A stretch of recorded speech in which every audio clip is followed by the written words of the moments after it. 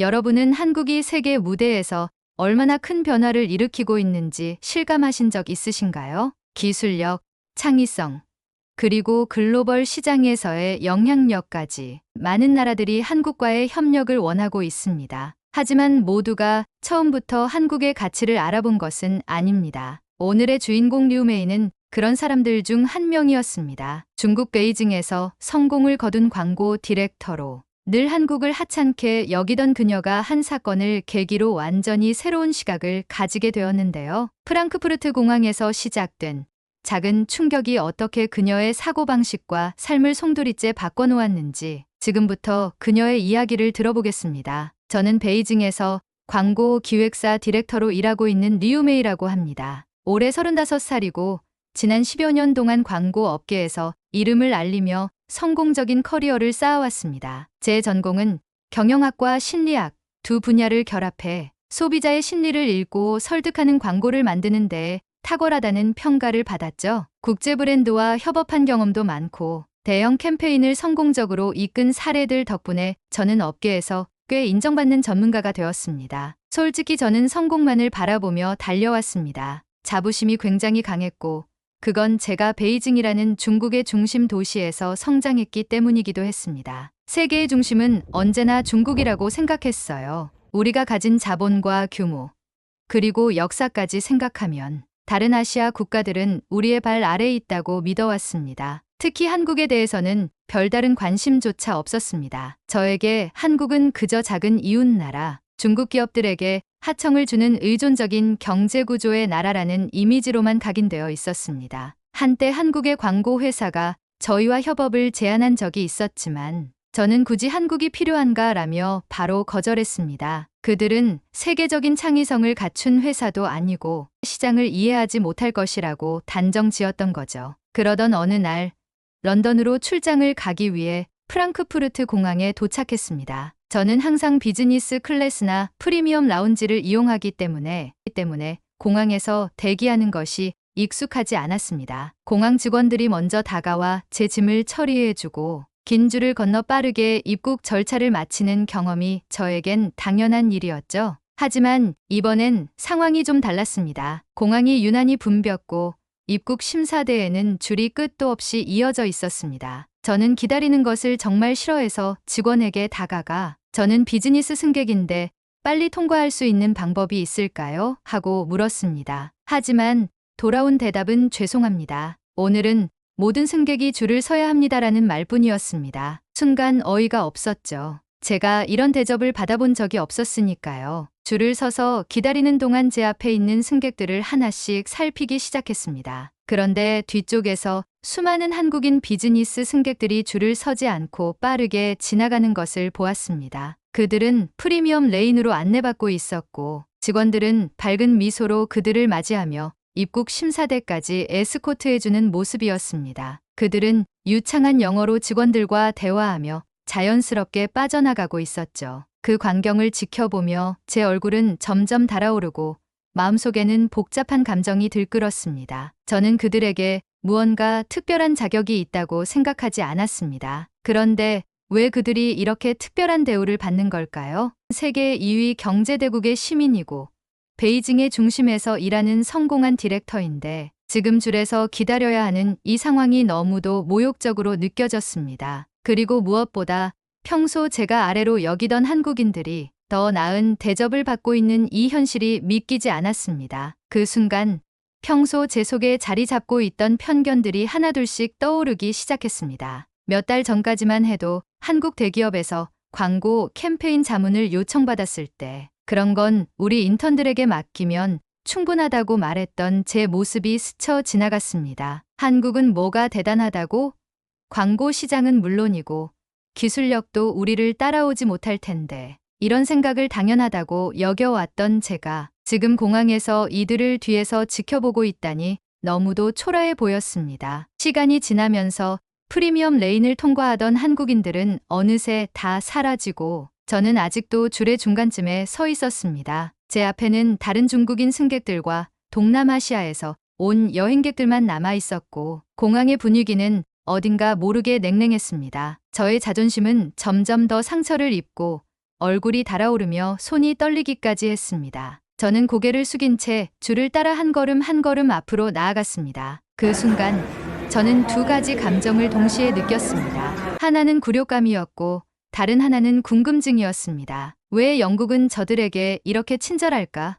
그들이 뭘 했기에 이런 대우를 받는 걸까? 프랑크푸르트 공항에서 느낀 이 감정은 단순히 공항에서의 일이 아니라 제 머릿속 깊이 각인되었습니다. 저는 런던에 도착한 뒤에도 그 질문이 머릿속을 떠나지 않았습니다. 그날 공항에서 벌어진 일은 제가 앞으로 마주하게 될 더 큰 충격의 서막에 불과했습니다. 런던에 도착한 뒤 저는 곧바로 업무에 몰두했습니다. 이번 출장은 유럽 본사를 둔 글로벌 광고 대기업과의 협업 프로젝트를 위해 진행된 것이었는데 이 프로젝트는 제 커리어에서도 중요한 기회였어요. 저는 이 기회를 통해 제 실력을 증명하고 싶었고 무엇보다 중국 광고 시장이 얼마나 큰 잠재력을 가졌는지 보여줄 작정이었습니다. 그러나 런던의 일정이 시작되고 얼마 지나지 않아 저는 또 한 번 제 자존심을 흔드는 현실과 마주하게 되었습니다. 첫 번째 충격은 바로 회의실에서 시작됐습니다. 프로젝트 파트너로 참가한 한국 광고 에이전시 팀이 있었는데 솔직히 저는 처음부터 그들의 존재를 별로 신경 쓰지 않았습니다. 그들은 시장 점유율이나 매출 규모로만 보면 우리 회사의 상대가 되지 않는 수준이라 생각했으니까요. 회의가 시작되고 각 팀이 준비한 프레젠테이션을 발표하는 시간이 되었습니다. 저는 당연히 우리 팀이 가장 뛰어난 아이디어와 전략을 제시할 것이라 믿어 의심치 않았습니다. 하지만 한국팀의 발표가 시작되자마자 회의실의 분위기는 완전히 바뀌었습니다. 그들은 단순히 창의적인 광고 아이디어를 제시하는 것을 넘어 최신 기술을 활용한 데이터 기반의 분석, AI와 소비자 심리를 결합한 전략 등으로 구성된 혁신적인 접근 방식을 보여주었습니다. 발표 도중 유럽 파트너사 담당자들의 얼굴에 감탄과 흥미가 가득한 것을 보고 저도 모르게 신경이 쓰였습니다. 발표가 끝난 후 파트너사 관계자가 이렇게 말했습니다. 이런 방식은 정말 인상적입니다. 기존 광고의 한계를 뛰어넘는 새로운 시각이에요. 이런 혁신을 접할 수 있어 감사하네요. 그 말이 끝나자마자 회의실의 모든 시선이 한국팀에게 쏠렸습니다. 그 순간 제 마음속에 알 수 없는 불안감이 피어올랐습니다. 제가 속한 팀도 나쁘지 않은 발표를 했지만 우리의 전략은 기존 방식에서 크게 벗어나지 않았고 딱히 새롭다고 할 만한 요소도 없었죠. 유럽 파트너들이 한국 팀과 대화를 나누는 모습을 바라보며 저는 처음으로 깨달았습니다. 한국이 단순히 작은 광고 시장만 가진 나라가 아니구나. 이들은 진짜로 새로운 무언가를 만들고 있어. 그날 밤 호텔로 돌아와 저는 마음이 복잡해졌습니다. 프랑크푸르트 공항에서 느꼈던 감정이 다시 떠올랐고 이번에는 단순한 굴욕감이 아니라 더 깊은 혼란감이었습니다. 한국은 대체 언제부터 이렇게 앞서가기 시작한 걸까요? 업계에서 이들의 존재감을 느끼게 된 건 이번이 처음이었는데 그들의 전문성과 기술력은 단순히 운이 아니라고 생각하게 됐습니다. 며칠 뒤 저는 런던의 한 세미나에 참석하게 되었습니다. 이번 세미나는 디지털 마케팅과 광고, 기술의 발전에 관한 주제로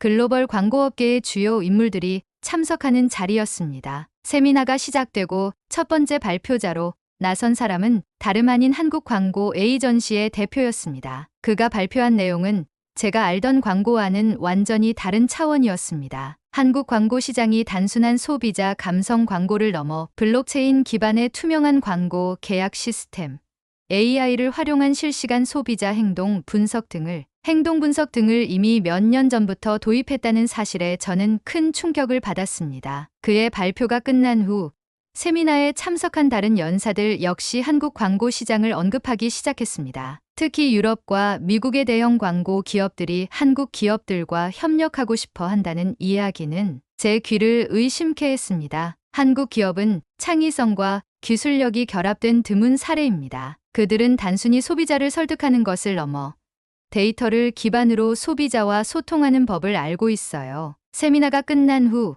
저는 자연스럽게 한국 광고 에이전시의 대표에게 다가갔습니다. 제 속마음 깊은 곳에서는 아직도 그를 평가절하하려는 편견이 남아 있었지만 동시에 그가 하는 말이 궁금하기도 했습니다. 저는 최대한 태연한 척하며 물었습니다. 한국 광고 시장이 이렇게 발전한 이유가 뭘까요?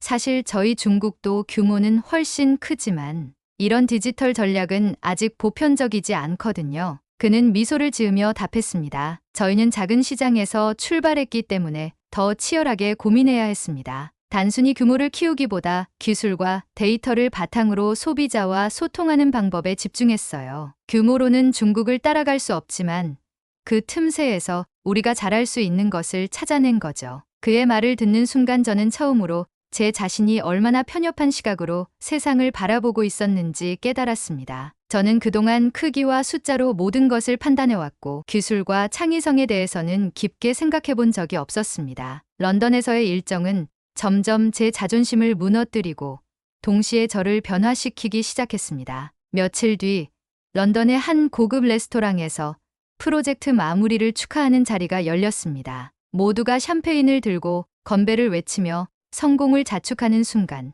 옆 테이블에 놓인 신문에 눈길이 갔습니다. 한국 기업, 유럽 광고 시장에서 점유율 20% 돌파. 이 제목을 보고 저는 또 한 번 멈춰 설 수밖에 없었습니다. 한국 기업들이 이렇게 빠르게 글로벌 시장을 장악하고 있다는 사실은 저를 또다시 놀라게 했습니다. 런던에서의 경험은 제게 수많은 질문을 던졌습니다. 한국은 어떻게 이런 위치에 오르게 된 걸까? 내가 몰랐던 한국의 힘은 대체 어디에서 오는 걸까? 이 질문들은 이후 제 행동을 바꾸는 계기가 되었고, 저는 마침내 한국을 배우고자 하는 마음을 가지게 되었습니다. 런던에서의 일정이 끝나갈 무렵, 저는 제 자신에게 몇 가지 중요한 질문을 던지고 있었습니다. 한국이 이처럼 글로벌 시장에서 인정받는 이유는 무엇일까? 내가 그동안 몰랐던 그들의 경쟁력은 어디에서 비롯된 걸까? 그러나 답을 찾으려면 단순히 혼자 고민만 할 것이 아니라 직접 알아봐야 한다는 생각이 들었습니다. 이 질문이 저를 점점 더 깊은 탐구로 이끌었죠. 호텔로 돌아오는 날, 저는 밤늦게 노트북을 켜고 한국 광고 시장과 관련된 자료를 찾아보기 시작했습니다. 처음에는 단순히 호기심으로 시작했지만 점점 더 많은 것들이 눈에 들어왔습니다. 한국 광고 회사들이 단순한 창의적 아이디어만을 제공하는 것이 아니라 최신 디지털 기술을 활용해 시장의 흐름을 완전히 바꾸고 있다는 사실을 깨닫게 됐습니다. 특히 AI와 빅데이터, 블록체인 기술을 기반으로 한 광고 계약 시스템은 상상도 하지 못했던 영역이었죠. 이 과정에서 한국 광고 시장의 성공 비결 중 하나가 혁신을 받아들이는 속도라는 것을 알게 되었습니다. 한국은 단순히 새 기술을 도입하는 데 그치지 않고 기술과 소비자 간의 접점을 효과적으로 활용하며 이를 바탕으로 광고를 넘어선 통합적인 소비자 경험을 창출하고 있었습니다. 제가 과거에 한국을 하찮게 여겼던 이유 중 하나는 그들의 시장이 작기 때문이었지만 이제는 그 작은 시장이 오히려 그들에게 강점으로 작용했다는 것을 깨달았습니다. 작은 시장에서 살아남기 위해서는 단순히 따라가기만 해서는 안 되고 새로운 길을 만들어야 한다는 절박함이 그들을 혁신으로 이끈 것 같았습니다. 며칠 뒤 저는 런던에서 열린 또 다른 세미나에 참석하게 되었습니다. 이번 세미나는 광고와 기술의 융합에 관한 주제였고 그곳에는 다양한 국적의 전문가들이 모였습니다.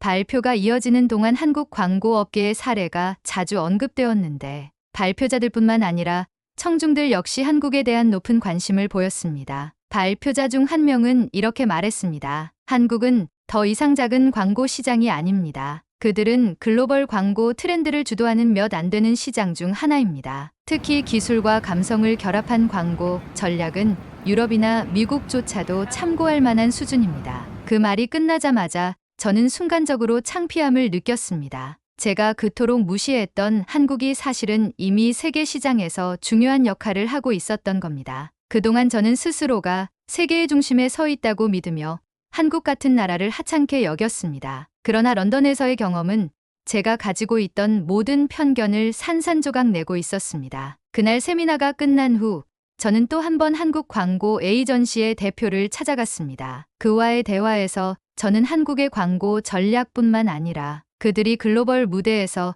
어떻게 자신들의 목소리를 내고 있는지에 대해 자세히 들을 수 있었습니다. 그는 이렇게 말했습니다. 한국이 시장 규모로는 중국이나 미국을 따라갈 수 없지만 우리가 가진 기술력과 창의성으로 우리의 가치를 증명하려고 합니다. 특히 디지털 전환의 시대에는 단순히 큰 시장을 가지는 것보다 얼마나 빠르게 변화하고 적응하느냐가 더 중요하다고 믿습니다. 그의 말을 들으면서 저는 머리를 한 대 얻어맞은 기분이 들었습니다. 그동안 저는 얼마나 큰 시장을 가지는지가 성공의 전부라고 생각했지만 이제는 세상이 얼마나 빠르게 변하고 있는지를 깨달아야 한다는 사실을 처음으로 받아들이게 됐습니다. 런던에서의 마지막 일정은 유럽 본사를 둔 글로벌 광고 대기업과의 협력 계약을 마무리하는 자리였습니다. 그날 저는 제 인생에서 가장 중요한 교훈 중 하나를 배웠습니다. 회의가 끝난 후 유럽 파트너사 대표는 이렇게 말했습니다. 리우 디렉터, 중국은 정말 놀라운 잠재력을 가진 시장입니다. 그러나 요즘 저는 한국 팀과의 협업에서 많은 영감을 얻고 있습니다. 그들은 기술과 창의성의 조화를 이룬 독특한 강점을 가지고 있어요. 앞으로 중국과 한국 모두와 협력할 수 있기를 기대합니다. 그 말을 들으면서 저는 다시 한번 한국의 강점을 떠올렸습니다. 그들은 단순히 작은 시장의 경쟁자로 끝나는 것이 아니라 이제는 글로벌 무대에서 인정받는 혁신의 주체가 되고 있었습니다. 그리고 저는 처음으로 그들을 무시했던 과거의 제 자신이 부끄러워졌습니다. 런던에서의 마지막 날 밤, 저는 호텔 방에서 홀로 앉아 다시 한번 제 자신에게 물었습니다. 이제 나는 무엇을 해야 할까? 그동안 저는 한국을 연구하며 점점 더 그들에게 배우고 싶다는 마음이 들었습니다. 그래, 나도 변화해야 해. 내가 이렇게 깨달음을 얻었는데 이제는 행동으로 옮겨야 하지 않겠어. 이 결심은 저를 새로운 도전으로 이끌었습니다. 한국으로 가서 직접 배우고 그들의 성공 비결을 몸소 체험해보겠다는 결심이었죠. 런던에서 느꼈던 모든 충격과 깨달음이 저를 그렇게 변화시키고 있었습니다. 런던에서의 일정이 끝난 후 베이징으로 돌아왔지만 제 마음은 여전히 어수선했습니다. 런던에서의 경험은 제 사고방식에 큰 균열을 만들어냈고 그 균열 속에서 새로운 가능성이 자라나고 있었습니다. 한국 광고 에이전시의 혁신적인 전략과 글로벌 무대에서의 위상을 직접 목격하면서 저는 그들이 단순히 운이 좋거나 작은 시장에서 생존한 존재가 아니라는 사실을 깨달았습니다. 그들은 전략적이고 치밀했으며 무엇보다 미래를 내다보는 시야를 가지고 있었습니다. 베이징으로 돌아온 첫 주, 저는 팀원들을 모아 회의를 열었습니다. 그리고 그 자리에서 큰 결심을 발표했습니다. 우리는 한국 광고 시장과 그들의 혁신을 분석하고 배워야 합니다. 제가 직접 한국으로 가서 그들이 가진 강점을 우리 회사에 접목시키겠습니다. 순간 회의실은 침묵에 휩싸였습니다. 제 동료들은 모두 놀란 표정이었죠. 특히 일부는 제 결정을 이해하지 못하는 눈치였습니다. 한국에서 뭘 배울 게 있겠어요? 우리 시장은 훨씬 크고 기술도 뒤지지 않잖아요. 누군가는 이렇게 반박했지만 저는 단호했습니다. 우리의 강점은 규모지만 그들에겐 우리가 간과했던 창의성과 기술의 융합이 있습니다. 저는 그걸 직접 배우고 싶어요. 변화하지 않으면 우리도 뒤처질 겁니다. 그날 이후 저는 본격적으로 한국 연수 준비에 나섰습니다. 한국 광고 회사들과 컨택하며 연수 프로그램에 참여할 기회를 얻었고 6개월 동안 그곳에서 직접 일하고 배우기로 했습니다. 제 주위 사람들은 제 결정을 이상하게 여겼습니다. 특히 회사 내 몇몇 동료들은 리우 디렉터가 자리를 내려놓고 한국에서 뭘 한다고? 라며 반신반의했죠. 하지만 저는 확신이 있었습니다. 과거에 저는 한국을 무시했지만 이제는 그들에게서 배워야 한다는 사실을 깨달았으니까요. 한국에 도착한 첫날, 저는 서울의 한 광고 회사 사무실로 향했습니다. 빌딩 로비에서 올려다본 회사 이름은 여전히 낯설었지만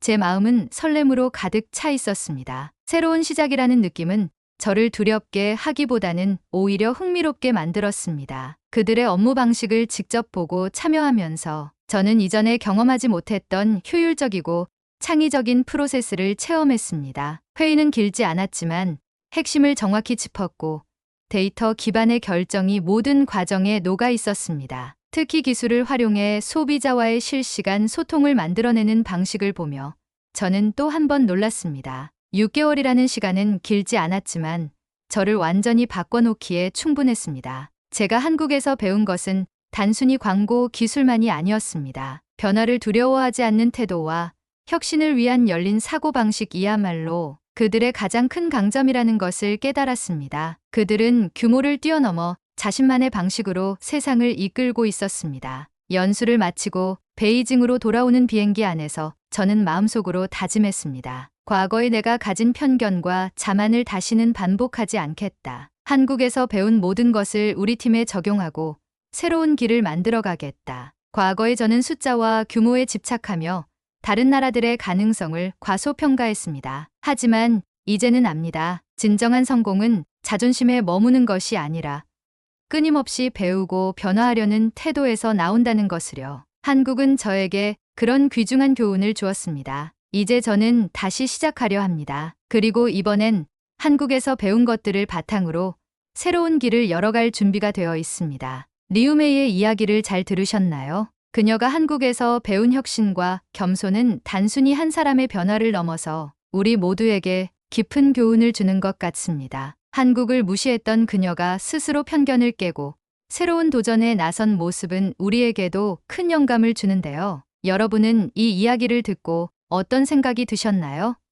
댓글로 여러분의 의견을 자유롭게 나눠주세요. 리우메이의 사연이 마음에 남으셨다면 구독과 좋아요를 눌러주세요. 다음에도 감동탐사대는 외국인들의 흥미로운 사연과 함께 돌아오겠습니다. 오늘도 시청해 주셔서 감사합니다.